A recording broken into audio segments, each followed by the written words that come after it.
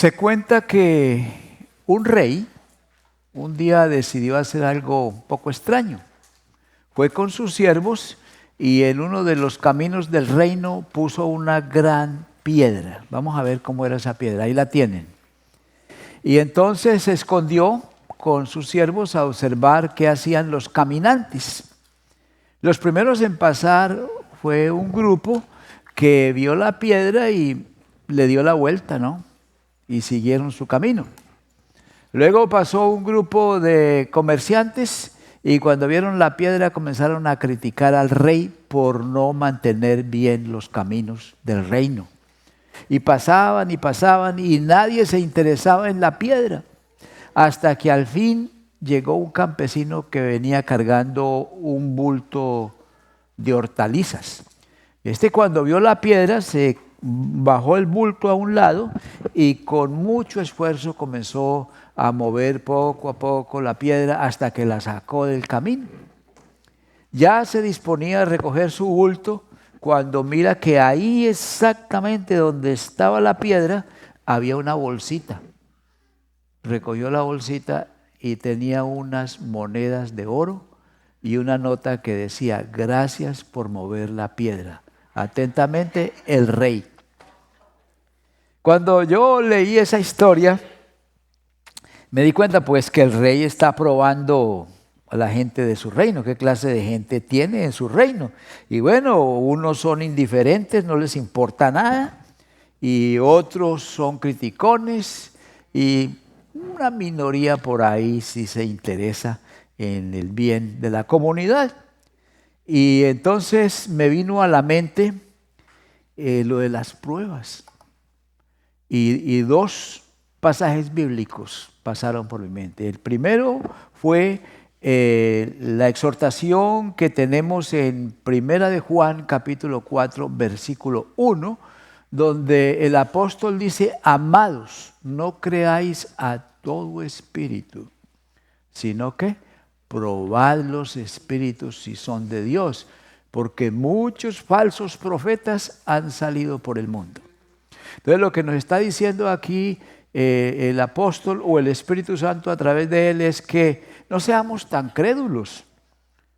Tenemos que tener fe, pero fe es creer y confiar en la verdad. Fe no es creerle a todo mundo. ¿Por qué? Porque hay muchos falsos profetas que han salido por el mundo. Y no sé si ustedes ya saben que estamos en la era de la desinformación. Entonces oímos una noticia por aquí, esa noticia está desprestigiando a alguien. O esa noticia por acá está favoreciendo a alguien. Están tratando de que nuestra mente se mueva para un lado o para el otro.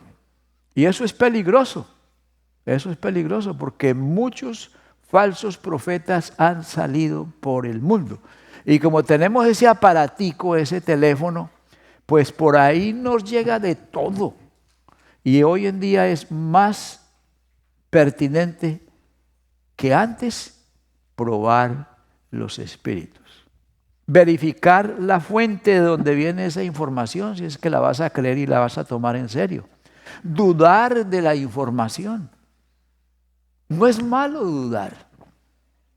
Creemos en la verdad, pero no podemos creer cualquier cosa tampoco. El otro pasaje que vino a mi mente es el de José. José, cuando vio que sus hermanos llegaron a Egipto a comprar comida, los reconoció.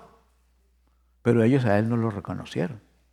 Y entonces, como lo habían tratado tan mal en el pasado, él decidió probar si ellos eran los mismos, si habían cambiado para bien o si habían cambiado para mal.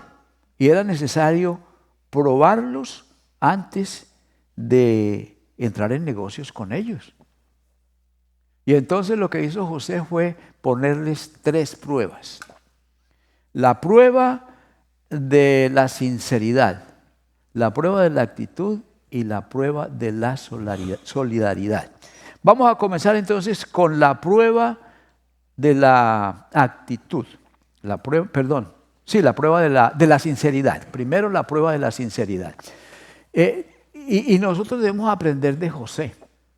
Nosotros tenemos que probar a la gente. No es que todos los días con todas las personas vamos a ponerles una prueba para ver quiénes son. Hay que relajarse también, ¿no? Pero cuando vamos a hacer negocios, cuando vamos a entrar en relaciones más serias, tómese su tiempo, porque te pueden engañar, ¿no? Entonces, estos consejos estos ejemplos de José son fabulosos. Primero, la prueba ¿de qué? Ya, prueba de la transformación. Yo diría también la prueba de la sinceridad, qué tan sinceros somos. Ustedes saben que un sermón nunca termina de predicarse, de prepararse, ¿no? Uno lo termina, lo lee y le cambia algo, ¿no? Y aún ahí hasta el último momento. Bueno, ahora yo preferiría ponerle la prueba de la sinceridad. Versículo 8 y 9 del capítulo 42 en Génesis. Génesis 42, 8. José pues conoció a sus hermanos, pero ellos no le conocieron. Entonces se acordó José de los sueños que había tenido acerca de ellos. ¿Se acuerdan? Cuando se inclinaban ante él en sueños, ¿no? Y les dijo: ustedes son espías. Han venido a ver lo descubierto, lo vulnerable del país. A esos que han venido ustedes. Claro, cuando los conoce, él necesita comprar tiempo para poderlos probar. Y entonces comienza acusándolos de espionaje. Mire, eso de hablar con una persona que lo reconoce a uno y que uno no reconoce a esa persona, que no se acuerda de ella, eso es incómodo, ¿no? A mí me pasa porque pues uno se para aquí y todos se acuerdan de uno, pero yo no me acuerdo de todos ustedes. Y entonces me encuentro con uno de ustedes dentro de 3 años y me dice: no se acuerda de mí, pastor. Pues si usted vino 1 o 2 veces, yo no me acuerdo, ¿no? Pero hay que desarrollar una relación. Y entonces aquí tenemos una situación parecida, pero más seria. José los reconoció, pero ellos no reconocieron a José y ellos tenían cuentas pendientes con José. Eso ya se pone peligroso, ¿no? Y entonces esa es la situación. Pero hay algo con José. Resulta que José había sido el hijo predilecto de Jacob. ¿Por qué el predilecto? Porque Jacob toda la vida estuvo enamorado de Rebeca. Trabajó 14 años para casarse con ella.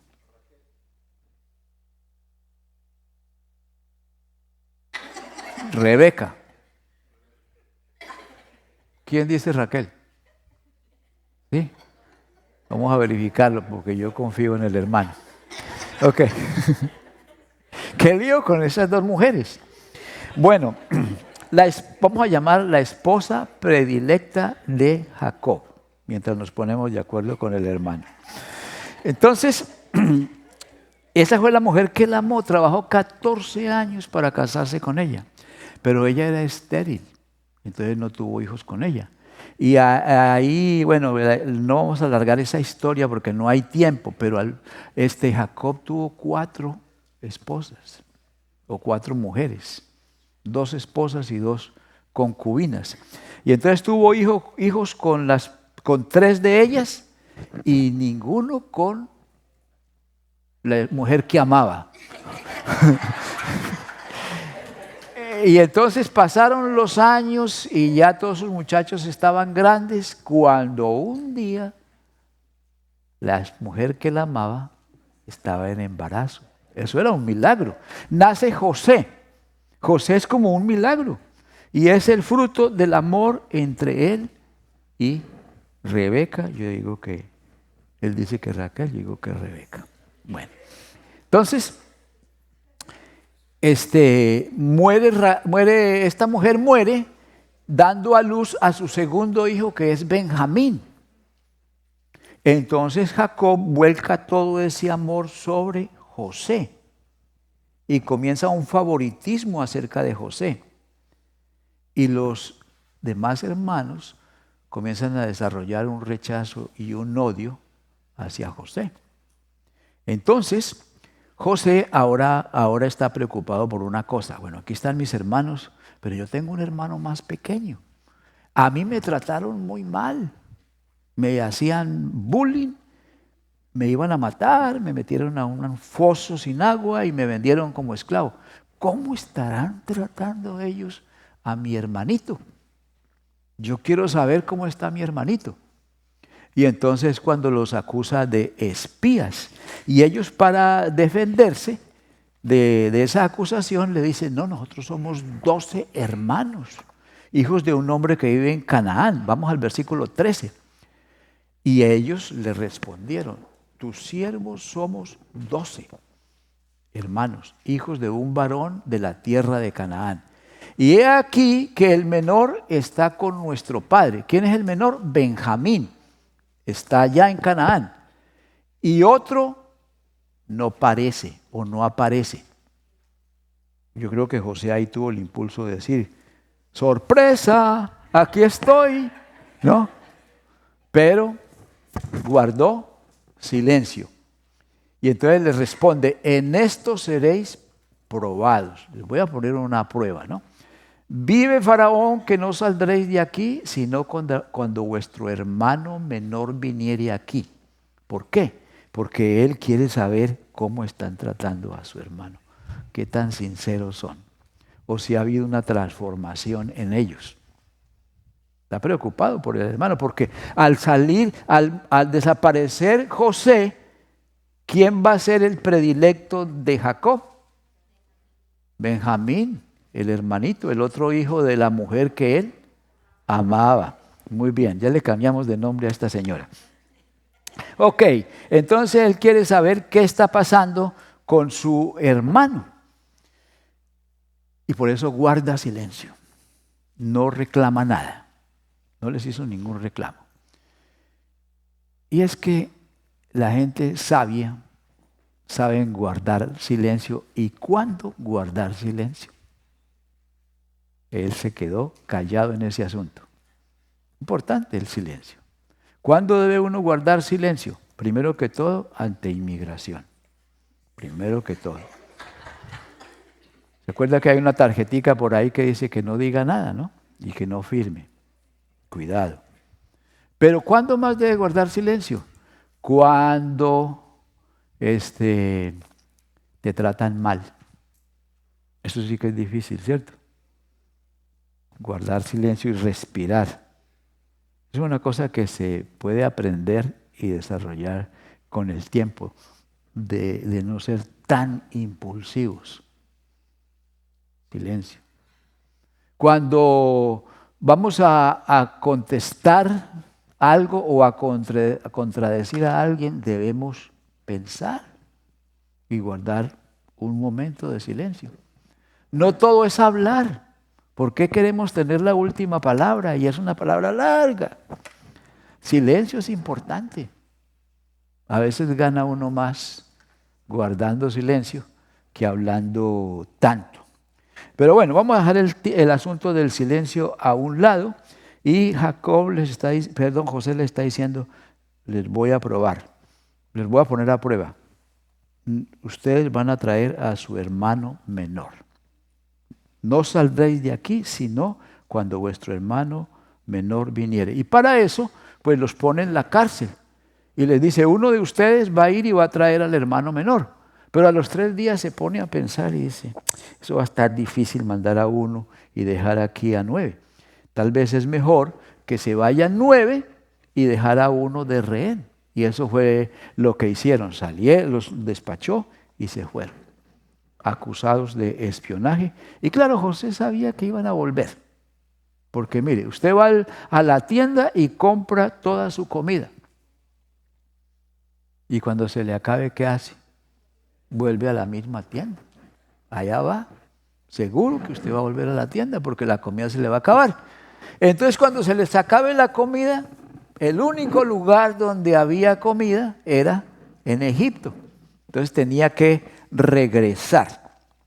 Vamos a la segunda prueba. La segunda prueba comienza en el capítulo 43. Es que esto, para poder entender todo ese asunto de José, hay que leer y verlo panorámicamente. Entonces tenemos un texto grande. Ya vamos para el capítulo 43. Y esta es la prueba de la actitud. Ya sabemos que José les permitió regresar. Y cuando regresaron, ellos traían a Benjamín, traían unos regalos que Jacob les dijo, bueno, si ese hombre los trató tan ásperamente, es bueno que le lleven unos regalos. Llévenle bálsamo, llévenle miel, cosas de acá, de Canaán, para aceitar los negocios con ese hombre que los trató tan áspero. Pero también traían dinero, porque doble porción de dinero, porque en la primera vez que llegaron por comida, José ordenó que les devolvieran el dinero en los sacos de trigo. Y cuando ellos vieron ese dinero, ahí pues se confundieron. ¿Qué está pasando acá? Y entonces tal vez es un error. Regresen ese dinero y lleven otro dinero para comprar más alimentos. Entonces traían esas cosas. Cuando regresan y José los ve, entonces pues ya la segunda confrontación, el segundo enfrentamiento. Y lo que José hace es ordenarle al mayordomo de su casa que se adelante y prepare un banquete, porque la idea es que va a cenar, no va a cenar, va a almorzar más bien con todos. Y entonces el hombre se va a preparar todo eso, esa comida. Ellos ahí van todos nerviosos, explican lo del dinero que encontraron en los sacos. Y eso nos trae al capítulo 43, verso 26. Que dice, y vino José a casa, y ellos le trajeron el presente que tenían en su mano dentro de la casa, y se inclinaron ante él hasta la tierra. Entonces les preguntó José cómo estaban, y dijo, vuestro padre, el anciano que dijisteis, ¿la pasa bien? ¿Vive todavía? Y ellos respondieron que sí. Verso 29. Y alzando José sus ojos, vio ¿a quién? A Benjamín, a su hermano menor, ¿no? Hijo de su madre. Y dijo, ¿es este vuestro hermano menor de quien me hablasteis? Y dijo, Dios tenga misericordia de ti, hijo mío. Ese fue el saludo que le dio. Entonces, José se apresuró porque se conmovieron sus entrañas a causa de su hermano y buscó dónde llorar. Y se fue a su recámara y lloró y regresó. Es que es un momento emotivo, porque ¿cuántos años hace que José no veía a su hermanito de padre y madre? Como 20. O sea que cuando José lo vio por última vez, Benjamín tendría 1 o 2 años. Y el último día que lo vio fue cuando salió de casa a buscar a sus hermanos, que llevaban como 3 o 4 días que no aparecían porque andaban buscando pastos para los rebaños de la familia, y el papá, Jacob, estaba preocupado. Y entonces ahí es cuando ellos lo ven a José solo y lo maltratan y lo venden. En ese entonces, Benjamín tendría 1 o 2 años. Y él está preocupado por Benjamín. Si a mí me trataron mal, ¿cómo lo estarán tratando? Y entonces lo ve que está bien y se conmueve y corre para llorar donde no lo vean, porque si lo ven llorar lo pueden descubrir. Pero comparemos el saludo que José le da a Benjamín con el saludo que le dio a los 10 la primera vez. A los 10 la primera vez, cuando se presentaron, que los reconoció, les dijo, ustedes son espías. Y a la cárcel. Y me van a probar que no son espías trayendo al hermano menor de quien están hablando. Los trató con aspereza. Y a Benjamín, ¿cómo lo trata? Les dice, Dios te bendiga, hijo mío. Un trato diferente. Yo no sé si ellos compararían eso, pero hay una diferencia en el trato, ¿no? Entonces, después de que llora, regresa, y vamos al versículo 32. A ver cómo se pone esto. Lo está poniendo bueno. Versículo 32. Ahí lo tenemos. Y pusieron para él aparte. Estamos hablando del lonche que iban a tener ahí, un banquete. Y separadamente para ellos y aparte para los egipcios que con él comían. Porque los egipcios, ¿qué? No pueden comer pan con los hebreos, lo cual es abominación para los egipcios. Este versículo no tiene mucho que ver con el tema, pero lo incluí porque es un versículo clave. Este versículo nos explica por qué Dios movió a la familia de Jacob, descendientes de Abraham, a Egipto, para evitar que fueran asimilados en Canaán. Vamos a tomarlo desde el principio. Este pueblo que Dios quiere formar para bendecir a las naciones, lo comienza a formar ¿con quién? Con Abraham. Abraham vive en Ur de los Caldeos en Babilonia. Y lo primero que Dios hace cuando lo llama es: sal de tu tierra, ¿ya? Y vete a la tierra que yo te mostraré y haré de ti una nación grande para hacer bendición a las naciones. ¿Por qué le dice que salga de allá? Porque si lo deja ahí en Ur de los Caldeos, los hijos que Abraham tenga se van a asimilar en esa cultura pagana. Y no está formando un pueblo diferente, está formando más de lo mismo. Entonces sal de ahí. ¿Y Abraham qué? ¿Se quedó? Salió. No hubo necesidad de inmigración, se fue solo. Bueno, llegó a Canaán. Y en Canaán tiene un hijo, el hijo tiene 2 hijos. Uno de esos 2 hijos, que es Jacob, tiene 12. Uno ya está en Egipto y los otros 11 están ahí y se están asimilando a la cultura cananea, al paganismo. Judá, por ejemplo, se casó con una mujer cananea. Entonces, Dios piensa y dice: ¿dónde muevo este pueblo para que pueda desarrollarse como un pueblo diferente para bendecir a las naciones? Egipto es el mejor lugar. ¿Por qué? Porque los egipcios no comen con los hebreos, porque para ellos es abominación. Entonces no va a haber mezcla. Van a estar como un grupo aparte, van a formar un gueto. Y esa es la razón.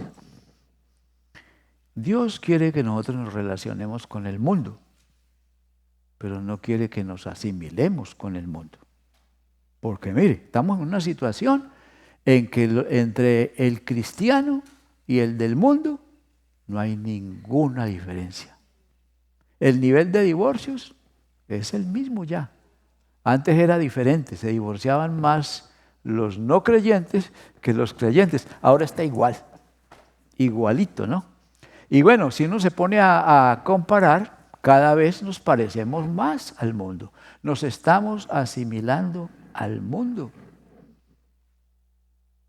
Y Dios no quiere eso. Quiere que nosotros seamos de bendición a ellos.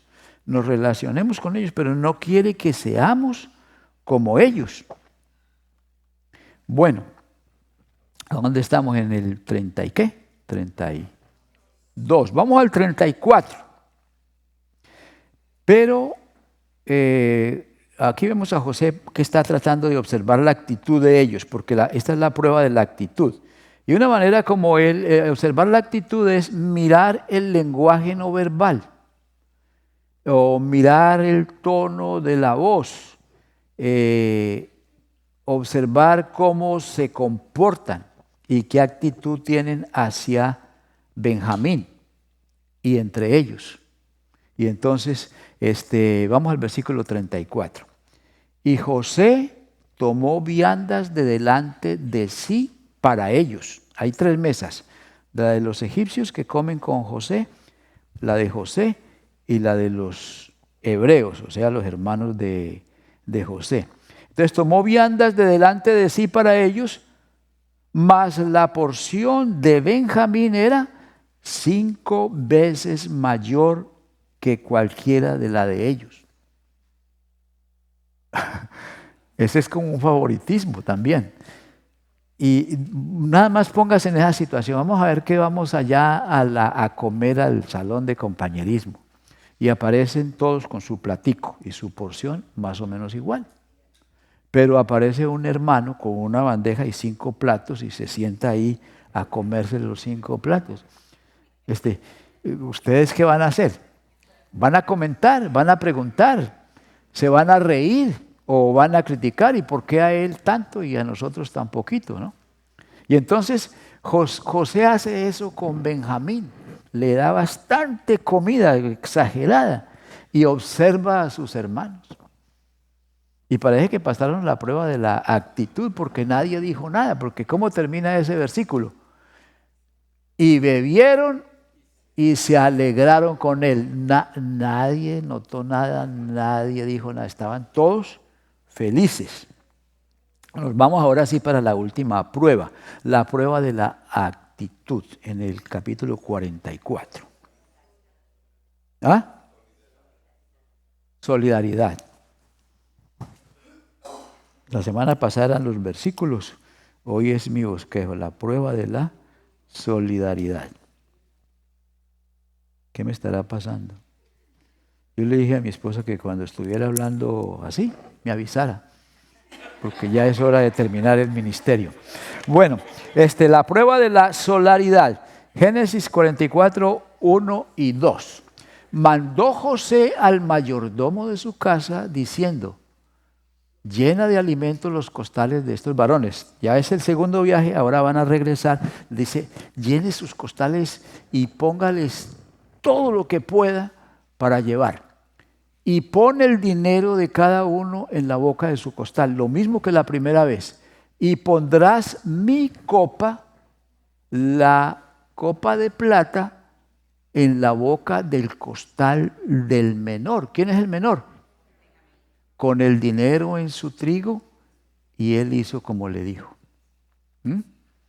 Y entonces, tempranito, al rayar el alba, todos salen caminando hacia Canaán.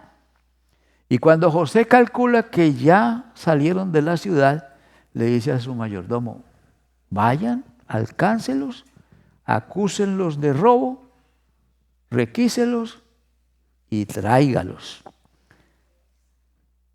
Es una prueba difícil, ¿no? La prueba de la solidaridad.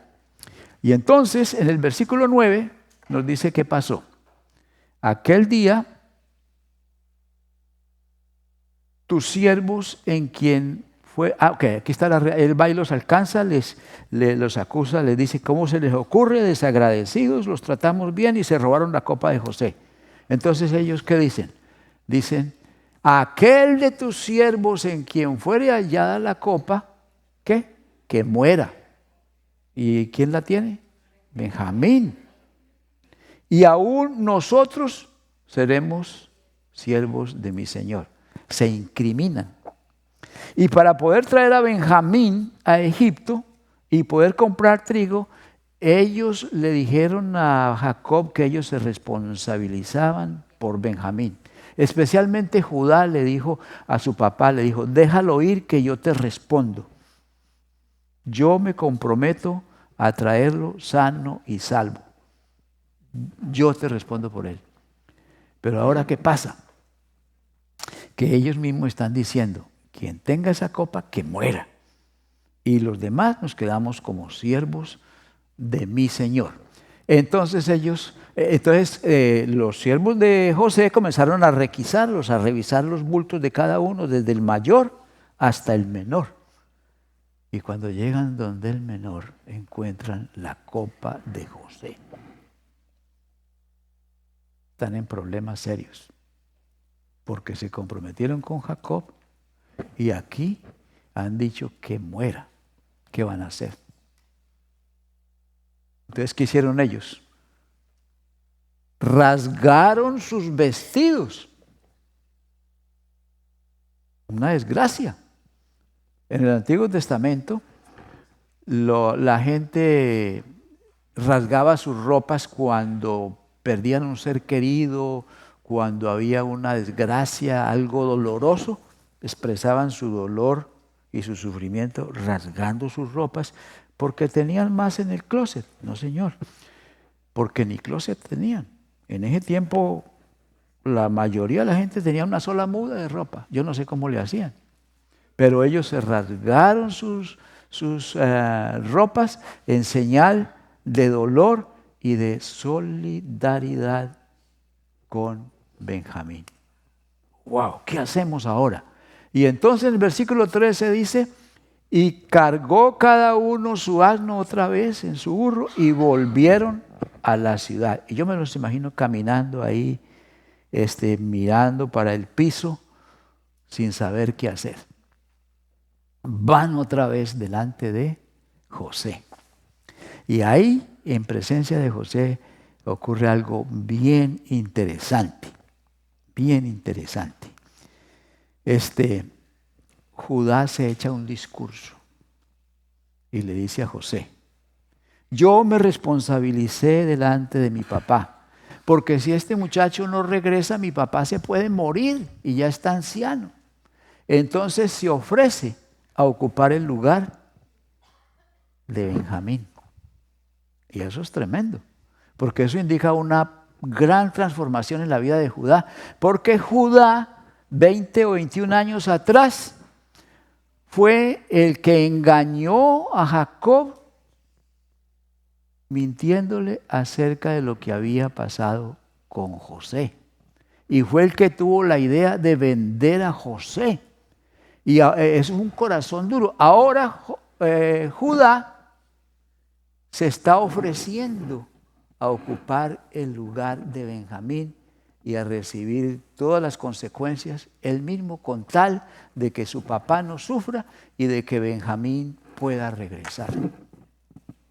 Tremendo, la transformación de Judá. Y entonces, hermano, eso nos trae el capítulo 45, versículo 1, porque José está observando todo eso. ¿Y qué dice ahí? Dice, no podía ya José contenerse delante de todos. Y entonces le pide a todos los egipcios que salgan de ahí y se queda con sus hermanos. Versículo 2 dice, entonces se dio a llorar a gritos.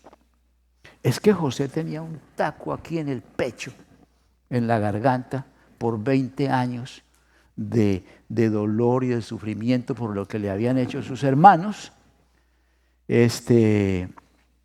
La preocupación por su papá y por su hermanito menor.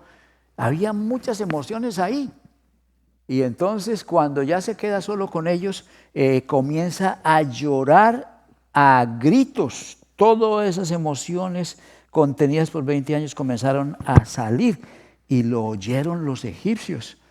Y oyó también la casa de Faraón. Allá se oía. Y dirían, ¿pero qué está pasando con José? Porque el hombre estaba llorando a moco tendido. Y dijo José a sus hermanos, yo soy José. ¿Y qué pasa? ¿Vive aún mi padre? Y sus hermanos no pudieron responderle, porque estaban turbados delante de él. No podían. Se quedaron freezing, como dicen, congelados. Y bueno, yo creo que lo único que ellos podían decir es, wow, lo que decimos nosotros, wow. Y yo tampoco ni sé qué comentar con una situación de estas. Lo único que le ocurre a uno es decir, wow. Es que aquí está ocurriendo un hecho profético. ¿Quién es el que ha experimentado la transformación dramática? Judá. Judá. Primero traicionó a su hermano, lo vendió como esclavo, tuvo esa idea, engañó a su padre y ahora se ofrece a ocupar el lugar de Benjamín. Pero con los años, con los siglos, vino un judío, el más famoso judío, Cristo Jesús, de la tribu de Judá. ¿Y qué hace Jesús? Se ofrece por nosotros. Mire lo que dice Juan 10:17. Por eso me ama el Padre, porque yo pongo mi vida para volverla a tomar. Nadie me la quita, sino que yo de mí mismo la pongo. Y él pertenece a la tribu de Judá, él es el judío más famoso. Entonces esto está todo conectado. Lo que está pasando allá con Judá es lo que está pasando aquí con Cristo. Es que Benjamín no tenía cómo justificarse ante José, aunque José sabía que era inocente, porque estaba incriminado, ahí estaban las pruebas, pero no podía cómo probar su inocencia. Y Judá se ofrece. Y nosotros tampoco tenemos cómo justificarnos ante Dios. No hay manera. Por cualquier lado que nosotros le hagamos, vamos a salir culpables. Pero Cristo Jesús se ofrece a ocupar nuestro lugar. Se cuenta que durante la guerra civil de aquí de Estados Unidos, 10 soldados del sur cayeron prisioneros del ejército del norte y fueron condenados a muerte. Y el día que los iban a fusilar estaban ahí con sus ojos vendados en un bosque, y ya en el último momento, cuando les iban a disparar, apareció un hombre de entre los árboles llamado Willie Lear. Y este señor dijo: un momento, ¿quién es el encargado de este fusilamiento? Y el capitán le dijo: usted por favor no nos interrumpa. No, por favor, un momento. ¿Qué quiere? Bueno, es que hay entre los 10 que van a morir, hay un hombre que tiene 10 hijos y van a quedar huérfanos, 10 jovencitos, 10 niños. Yo no tengo nada que perder, yo soy solo, no tengo familia, y yo quiero ocupar el lugar de ese hombre. ¿Es eso posible? Y entonces el capitán le dijo: sí, sí es posible. Y si usted está en serio, vaya, ocupe su lugar. Y fue, le quitó la venda de los ojos, se la puso, ocupó el lugar de ese padre, y en menos de un minuto estaba en el piso muerto. Y el padre de esos 10 niños, libre. Entonces se cuenta que en Palmira, una ciudad pequeña del estado de Missouri, hay un cementerio donde hay una tumba que dice: aquí yace el cuerpo de Willie Lear, el hombre que murió por mí. Cuando va a esa tumba se acuerda, ¿no?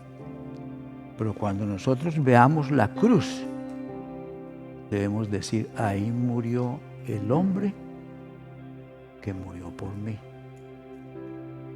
Y cuando celebramos la cena, esto es en memoria del hombre que murió por mí.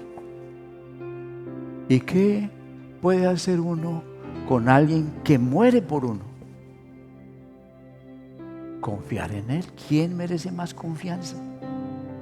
Honrarlo. Vivir para esa persona. Y entonces cuando uno hace eso, es lo que la Biblia llama conversión. Eso es. Entonces, en esta mañana tenemos la oportunidad de, si no lo hemos hecho, pues devolverle la vida que Él compró con su sangre, devolvérsela a Él, porque no nos pertenece. Él pagó por ella. Y eso se llama conversión.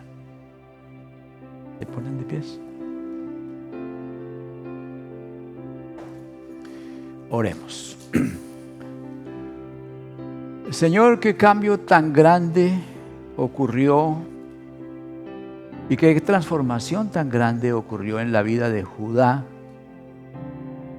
cuando una vez atormentó e hizo sufrir a su padre con el engaño de la muerte de José.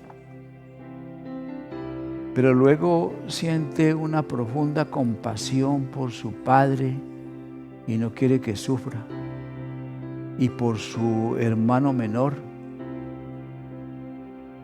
Y así como cambiaste el corazón de piedra de Judá por un corazón compasivo y tierno, te pedimos, Señor, que cambies también nuestros corazones por un corazón sensible conforme a tu amor y a tu misericordia.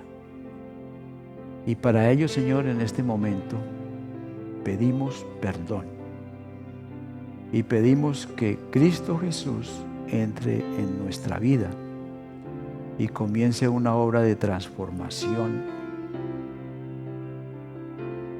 una obra que desarrolle en nosotros unos sentimientos nobles como los de Cristo, que cambie el corazón de piedra por el corazón de carne. Amén.